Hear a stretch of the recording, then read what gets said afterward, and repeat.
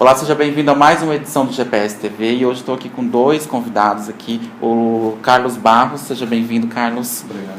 E o Luiz Renato de Souza Pinto. Olá, Luiz, seja bem-vindo também ao GPS TV. Eles vão falar um pouquinho sobre uma nova obra deles, né, que chama Duplo Sentido. Bom, eu queria que vocês falassem então pra gente como que foi o encontro de vocês, assim, como surgiu a ideia de escrever esse livro juntos. Bom, Duplo Sentido, a ideia foi do Carlos Barros, quando a gente combinou de fazer esse livro em parceria.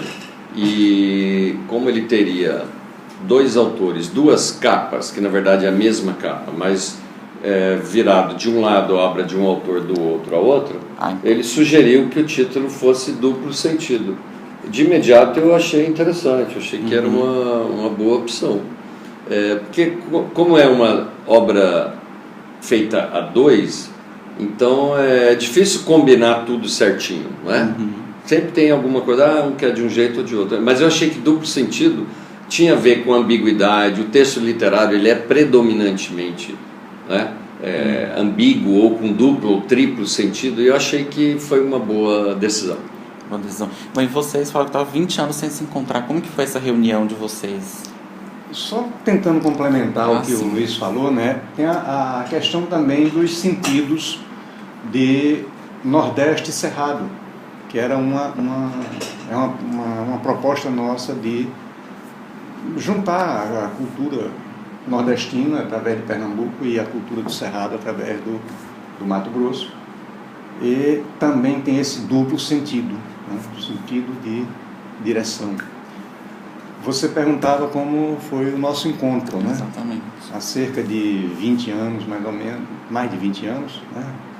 Início dos anos 90, nos conhecemos em Curitiba, onde eu morava, e o Luiz apareceu por lá fazendo um trabalho que ele já vinha fazendo há algum tempo de poesia em bares, né? Isso ele pode falar melhor, mas tinha um personagem no Garçom Poético, certo? E nos conhecemos e nossas propostas de trabalho na época eram bem parecidas. O Luiz com um trabalho do Garçom Poético e eu com alguns projetos como Disque Poesia e outros mais que eu desenvolvi em Curitiba. E foi um casamento que aconteceu na época, né?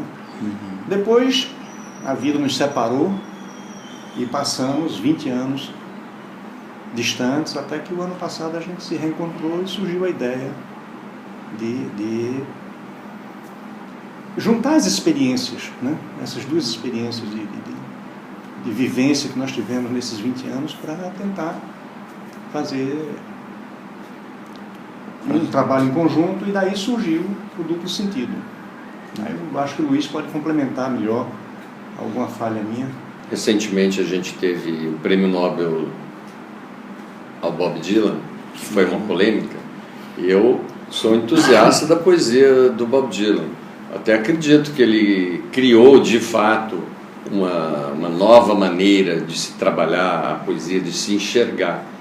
Mas a gente tem aquela ideia, aquela cultura de que um prêmio Nobel de literatura teria que ter uma densidade, uma obra um pouco mais densa. Então eu mesmo me posiciono de maneira a não ter gostado muito dessa indicação. Mas isso mostra essa mudança, essa fluidez do texto literário. Tem poemas que são feitos para serem musicados, poemas que são feitos para serem lidos, poemas que são feitos para serem vistos, né? E cada um te pega de uma maneira. O estudo da língua, por exemplo, é feito de uma maneira multifacetada. Os elementos fonéticos às vezes explodem em determinados poemas. Às vezes são questões morfológicas. Um poema pode ter como base um substantivo, um advérbio. Então a morfologia às vezes é o principal sentido, às vezes é a estrutura sintática, às vezes é a carga semântica. Então cada um vem de um jeito, não é? A proposta desse livro era de juntar inicialmente poemas e textos em prosa, mas que a gente achou melhor deixar só a prosa para buscar, por mais que a gente fale um duplo sentido, buscar uma unidade nele, para que não ficasse muito difuso. Talvez ficasse bastante difuso misturar poesia e prosa. um certo hibridismo costurando todas as obras literárias. Você pega um romance, e o romance está cheio de poemas, tem tratados de literatura no meio. E então, como a gente já tinha um certo conjunto de crônicas ou contos inéditos e alguns publicados, mas sem uma profundidade maior, a gente achou que daria para fazer um livro bacana, simpático e agradável. Eu me considero atualmente um entusiasta do gênero da crônica. Eu acho que a crônica ajuda a formar leitor. Você pode estar num consultório médico, aguardando uma entrevista, num horário de emprego, 10 minutos antes de uma aula, e dá tempo de ler uma crônica. Como daria tempo de ler um poema? Um romance já demanda mais tempo. Talvez até mesmo o conto, sendo curto, mas não é o fato dele ser curto que não tem essa densidade. A crônica me parece algo mais despojado, que você brinca, mistura política com sátira, com humor, com teatro. Então eu acho que ela é uma porta de entrada mais interessante para formar leitores. Então, essa é a minha opinião no momento. Posso mudar a qualquer momento. Você disse que a crônica pode brincar um pouco com alguns temas. Por exemplo, eu acho que a questão política que hoje a gente atualmente vive no Brasil, nessa questão do impeachment, de prisão de presidentes da Câmara dos Deputados, acho que pode brincar, a crônica pode fazer uma brincadeira com esse momento político que a gente vive. Sem dúvida, não que a poesia não possa também, né? O Oswald de Andrade, há mais de 100 anos, já criou o que a crítica chama de poema-piada, né? Quando ele diz lá, quando o português que chegou debaixo de uma bruta chuva, igual essa de hoje, vestiu o índio. Que pena, fosse uma manhã de sol, o índio teria despido o português. O problema é que por trás de um riso fácil, muita gente não sabe nem por que está rindo, não interpreta direito qual é o erro do português. É que o Oswald de Andrade está falando. Por quê? Porque tem sempre um duplo sentido. Então o duplo sentido está em tudo. Está em tudo, né? Eu queria que você falasse então para a gente um pouquinho, vocês dois, que vivem desse momento, que vivem de escrever livros, que vivem nesse meio, da dificuldade de se publicar um livro. A gente sabe que muitas vezes os escritores precisam de um incentivo, precisam de uma ajuda. Eu queria que vocês comentassem um pouco da dificuldade, né, de lançar um livro atualmente, hoje em dia. Olha, é uma dificuldade um tanto quanto antiga, né? A indústria cultural, ela privilegia uma meia dúzia de autores, né? Geralmente autores consagrados, e também está importando muito, ela importa mais do que incentiva a produção caseira, digamos assim, a produção brasileira, tá? Isso em todos os aspectos, cinema, literatura, teatro, enfim, né? Eles se investe pouco no autor brasileiro, certo? Então, daí surge a importância das leis de incentivo, tanto a federal quanto as estaduais e municipais, certo? É quem está fazendo o papel que deveria ser da indústria cultural, de garimpar novos talentos, de garimpar, sabe? O Brasil é muito rico, o Brasil é um país fabuloso em termos de criatividade, em termos de bons autores, e esses bons autores estão se perdendo por aí. Eu tenho uma amiga que aqui no Brasil ninguém conhece ela, mas foi premiada agora no início do ano em Portugal. Né? E a Bárbara Lira Soares é uma escritora que já tem, eu acho que mais de 5 livros publicados, sabe? E ela começa a ter um reconhecimento maior no exterior do que no Brasil. Então, isso obriga o escritor a ter que sobreviver de outra coisa, né? Eu sobrevivi toda a minha vida como bancário, certo? O escrever era terceiro expediente, né? O Luiz é professor, enfim, essa moça que eu falei, a Bárbara ali, ela é professora também, está aposentada, mas a gente não tem como canalizar a produção da gente, né? Eu fiz um projeto em Curitiba do qual o Luiz participou também, que foi o Buffet de Poesia, tá? Que a ideia era justamente abrir um mercado para...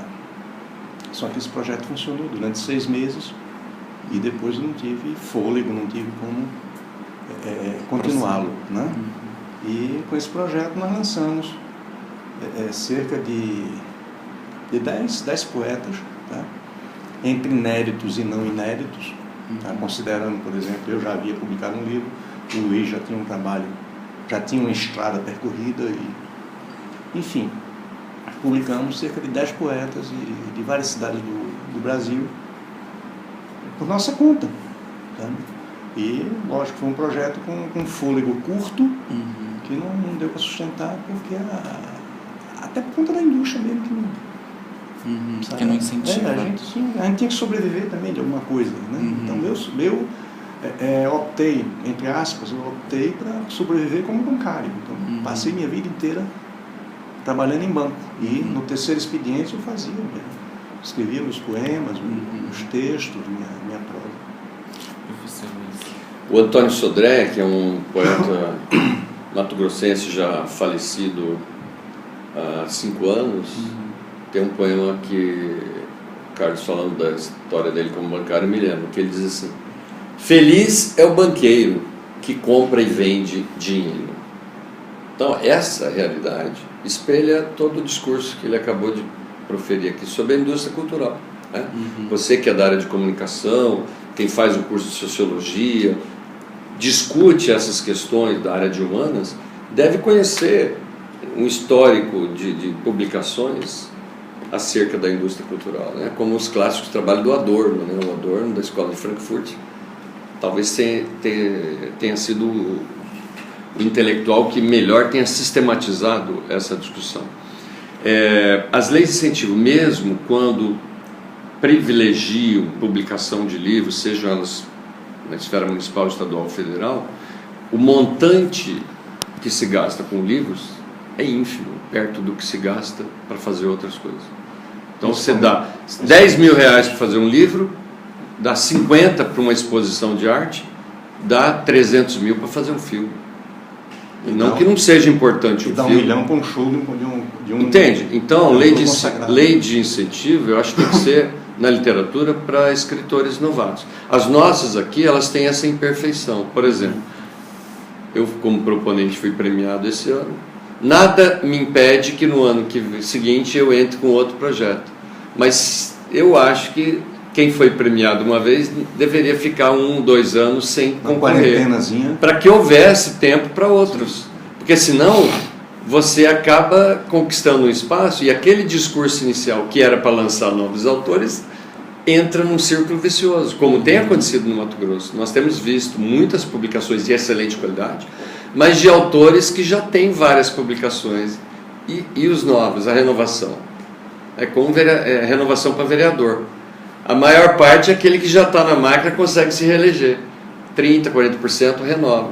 Então, a gente sofre esse mesmo problema.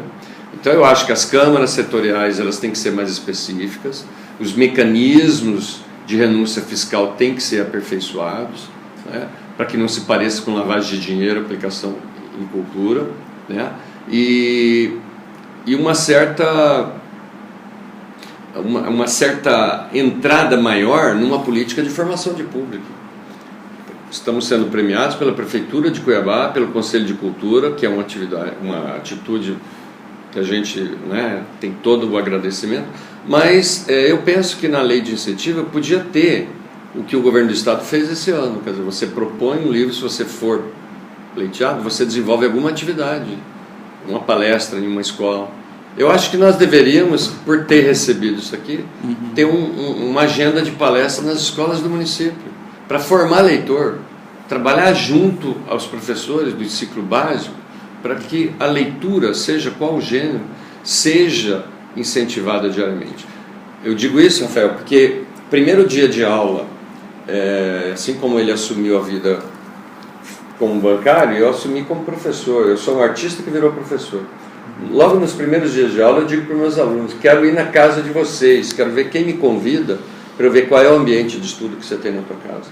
Quantas televisões estão ligadas no horário que você está tentando estudar? Qual o valor que seus pais dão para o livro? Que tipo de livro você tem e seus pais têm em casa? Até hoje nenhum aluno me convidou. Eu vejo pelos meus filhos o ambiente de estudo que eles têm em casa, que não é agradável. Hoje em dia está tudo assim. E formar leitor é uma tarefa para ontem, para que a gente aprenda a votar, para que a gente aprenda uma visão ecológica, para que a gente aprenda primeiros socorros. A escola é o lugar onde a gente tem que passar a maior parte do dia, enquanto os pais estão trabalhando pela sobrevivência, para ter uma visão ecológica mais equilibrada, respeito ao trânsito, etc, etc. São inúmeras demandas que a família não consegue educar o filho e está jogando para a escola. Você tem que ser pai, professor, educador, entre outras coisas. Então, eu acho que isso é falta de leitura, isso é falta de informação, que necessariamente não é conhecimento. E por aí afora, né? Então, eu acho que eu respeito muito, sempre respeitei as pessoas que fazem parte da cadeia do livro. Quem publica, quem escreve, quem lê. Quem mexe com o livro merece o respeito de todos, porque a gente está mexendo nessa questão aí de ampliar o conhecimento. Você disse duas coisas bem bacanas que eu gostei: incentivar a leitura e formar leitores. Você acredita que atualmente em Mato Grosso, o senhor trabalha aqui, até mesmo no Brasil, o senhor, né, sobrevive em vários estados aí, falta incentivo à leitura às crianças e adolescentes? Por exemplo, alguns escritores falam assim que os jovens são desmotivados a ler por ter uma leitura meio chata, meio complexa demais para a idade deles, certa idade deles. O senhor concorda com isso? Os senhores concordam com isso? Olha, eu acho que... Eu conheci uma garota de 11 anos, ontem, filha de um amigo nosso, que cheguei na casa dela e ela queria saber sobre o que era o duplo sentido. Então, perguntou qual a temática que eu escrevi e tal. E, na conversa, ela me disse que adora ler e que e me mostrou o livro que estava lendo, sabe? Livro sobre mitologia grega e tal, com 11 anos. Eu fiquei meio, rapaz, sabe? Então, existem, né, pessoas que conseguem interessar os filhos na leitura, conseguem, né? Depende muito do ambiente que a criança viva. Então, agora, a massa, né? A massa está no celular, sabe, no WhatsApp, escrevendo no Facebook e tal, alejando palavras, tá? Então, sabe, eu tenho um sobrinho, hoje está com 18 anos, que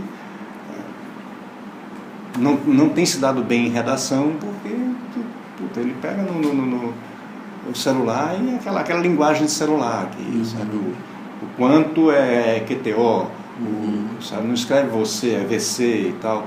E eu não tenho dúvida de que muito do que ele escreve numa redação tem essa pobreza, tá? Que para o celular, para a mídia do celular, ele funciona bem, tá? Para o Twitter, que é, né? Funciona bem e tal, mas na escrita não. Então, eu acho que falta isso que o Luiz colocou agora há pouco, de incentivo à leitura, sabe, colocar as pessoas para ler. Né? Eu lembro que em 88, quando eu cheguei em Curitiba, eu encontrei uma escola na cidade que, durante as férias, ele deixava tarefas para os alunos, que era ler determinadas obras. Tá? Então, mesmo de férias, os alunos tinham esse compromisso de ler. E aquilo, para mim, foi uma novidade maravilhosa. Certo? Então, eu acho que falta incentivo, falta, sabe, possibilitar. Bem, sabe, basta a gente olhar o seguinte: em Recife, o município mantém 2 bibliotecas públicas. Em Cuiabá, eu não sei quantas tem, tá? Mas também não deve ter um número tão grande, certo? Mantida pelo município, né? O Estado mantém em Recife uma biblioteca pública, certo? Isso sem contar as bibliotecas de escola, tá? Biblioteca pública, que qualquer pessoa chega lá e pega o livro, empresta ou lê ali mesmo, enfim. Então nós temos no Recife, na nossa cidade como o Recife, com 2,5 milhões de habitantes, 3 bibliotecas públicas. Gente, muito pouco. É muito pouco. Eu acho que falta isso, sabe? Falta investir na disponibilização da leitura. Leitura para você. Faltam políticas públicas. O que o Carlos falou são atitudes isoladas de um pai, de uma mãe, de uma família ou de uma escola. Falta política pública. Isso é tarefa do Estado, não é de governo, tarefa do Estado. Educação nunca foi tarefa de Estado num país colonizado por portugueses que nunca deram valor à leitura. Pra você ter uma ideia, a América Espanhola, em 1580, quando os espanhóis descobriram prata na Cordilheira dos Andes ao norte, na região de Potosí, que hoje é Bolívia, era Peru, o que eles fizeram? Elevaram o Peru a vice-reino da Espanha e instalaram uma elite dirigente e a primeira universidade no Peru. 1640, descobriram prata ao sul da Cordilheira dos Andes, região de Córdoba, na Argentina. O que fizeram? Criaram a primeira universidade em Córdoba. Curiosamente, 1580 e 1640 era exatamente o período em que Portugal foi anexado pela Espanha sob o governo de Filipe II. E esse período foi um período em que as colônias espanholas tiveram um surto desenvolvimentista, inclusive do ponto de vista intelectual. Não quer dizer que a barbárie não tenha acontecido, que a matança de indígenas e a subserviência de negros não tenha acontecido, até de uma maneira muito mais grave do que no Brasil. Primeira universidade no Brasil demorou muito. Primeiro curso superior no Brasil, Faculdade de Medicina de Salvador, 1808. Primeira universidade brasileira era Vargas, quase 300 anos depois da Argentina. Você vai a Buenos Aires, cada quarteirão que você anda, se você comparar com o Brasil, o que tem de boteca e farmácia no Brasil, tem de biblioteca e de livraria. Mas quem ganha dinheiro com livro hoje no Brasil são jornalistas, Rafael. Tá? Jornalista que criou o que a gente chama do livro instantâneo. Você faz um livro sobre a Princesa Diana, vende. Desde que o mundo é mundo, que as pessoas têm curiosidade sobre a vida alheia. Então, biografia vende. Houve um tempo que biografia que se vendia era um cara que tinha vivido 80 anos, um grande empresário, grande artista. Hoje não. Anitta já deve estar escrevendo a biografia. Cláudia Leite já se acha com direito. Bon Jovi. Entendeu? Então, o que o latino viveu para escrever uma biografia? Luan Santana está aí no mercado, nas livrarias. A biografia do Luan Santana. Imagina, o cara não tem nem 30 anos de idade. Claro que tem história para contar, mas é importante saber a trajetória do Luan Santana. Para muita gente porque é a indústria cultural. Mas eu não acho que você vai crescer como pessoa lendo a biografia do Luan Santana. Talvez lá do Morita, lá do Japão, que é um grande empresário, sim. Então, quer dizer, aí livro vende sim, não necessariamente literatura. Não necessariamente literatura brasileira. Você perguntar ao sindicato dos editores do livro do Brasil qual é o número de livros, vai falar que vende horrores. É só a gente visitar as livrarias. Veja o que está na prateleira das livrarias. Na estante inicial. Está lá. Os best-sellers importados, como você falou. Livros já pagos na sua origem. Entende? Então, é legal, estão lendo. É ótimo que estejam lendo. Mas cada vez mais a gente conhece menos a nossa cultura, ouve-se menos música brasileira, assiste-se menos filme brasileiro, lê-se menos autores brasileiros. Estão lendo, mas não, a longo prazo a cultura brasileira desaparece. Porque não é só ler, né? Você tem que ver o que ler. Ler não é decodificar, ler é ir além das entrelinhas. Né? Tem muita gente que só decodifica. Gente, eu agradeço muito a presença de vocês, Carlos. Muito obrigado pela sua presença aqui. Não é de quê, Rafael. Foi um prazer estar com vocês. Eu espero voltar outras vezes. Tá? Espero encontrá-los no lançamento do Duplo Sentido. Amanhã, né?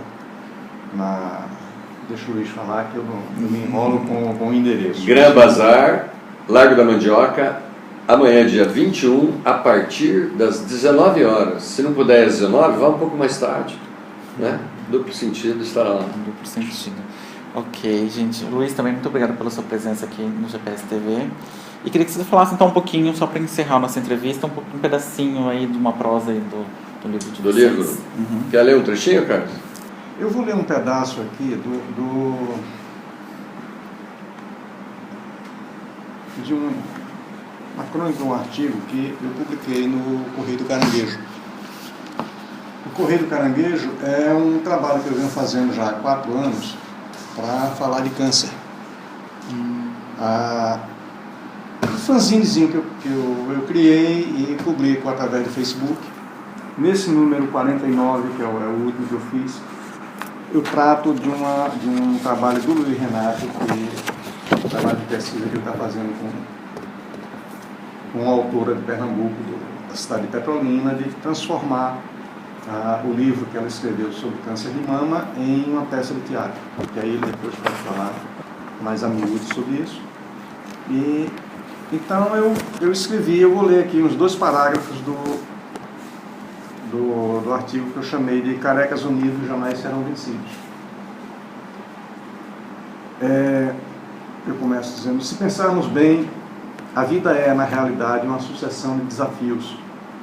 Somos gerados em uma desenfreada corrida provocada por nossos pais, onde o mais esperto é quem consegue fertilizar o óvulo.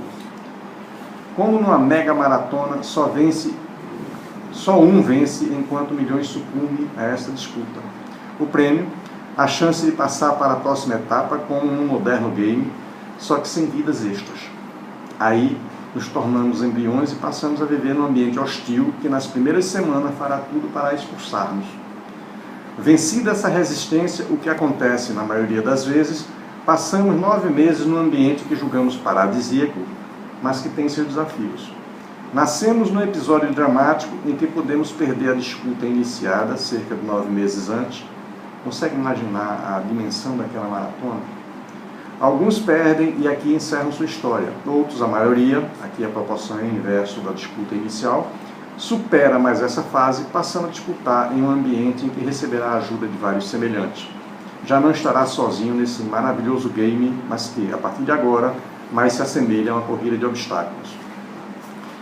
O texto é longo, eu não vou tomar muito tempo de vocês, mas nesse texto eu quero falar justamente da vida e da morte.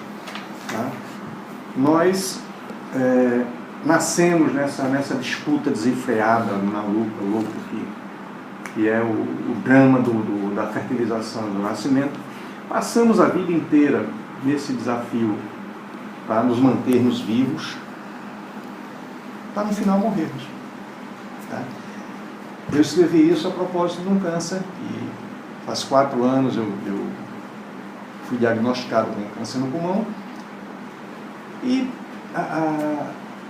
ao invés de me fechar, de receber aquilo como uma sentença de morte, eu recebi com uma expectativa de uma nova vida, uma expectativa de uma nova visão de vida.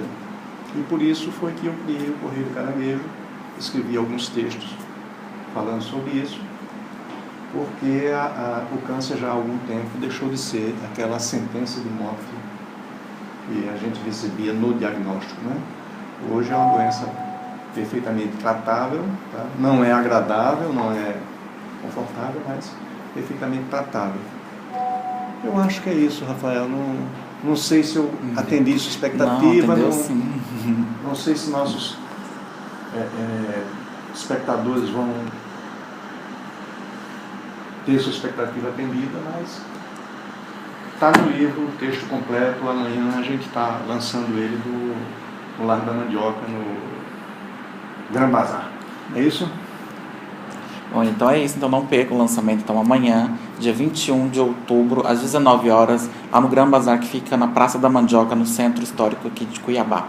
Bom, então é isso. A edição do GPS TV vai ficando por aqui. Nos vemos numa próxima. Até mais.